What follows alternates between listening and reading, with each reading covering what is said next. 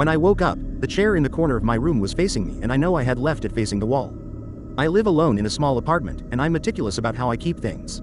That chair? It's always in the corner, turned towards the wall under a coat rack. It's not a habit, it's just how it's always been. So when I saw it staring at me, angled perfectly as if someone had been sitting there watching me sleep, my stomach sank. I tried to brush it off.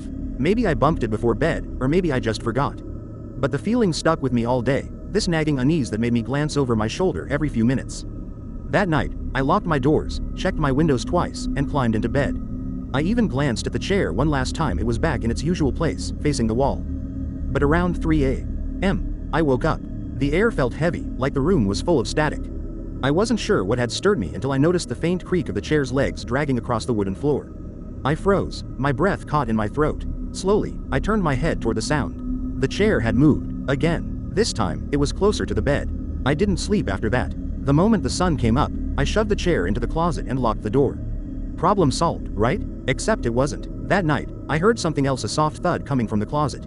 Like someone was knocking, just once, but enough to make my skin crawl.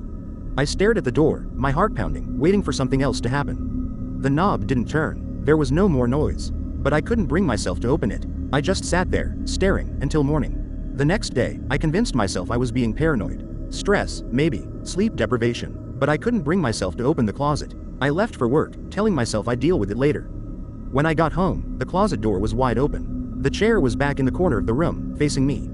I called my landlord, claiming I thought someone had broken in. He changed the locks and told me to call the police if anything else seemed off.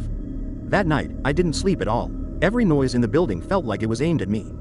And then, around 2 a.m., I heard a whisper. It wasn't clear, just faint enough to make my skin crawl. I turned on every light in the apartment and checked every corner, every closet, under the bed, behind the shower curtain. Nothing. But when I came back to my room, there was a note on the chair. Just a single piece of paper, folded in half, with 4 words written in shaky, uneven letters. Why did you move me? I moved out the next day. The chair stayed behind.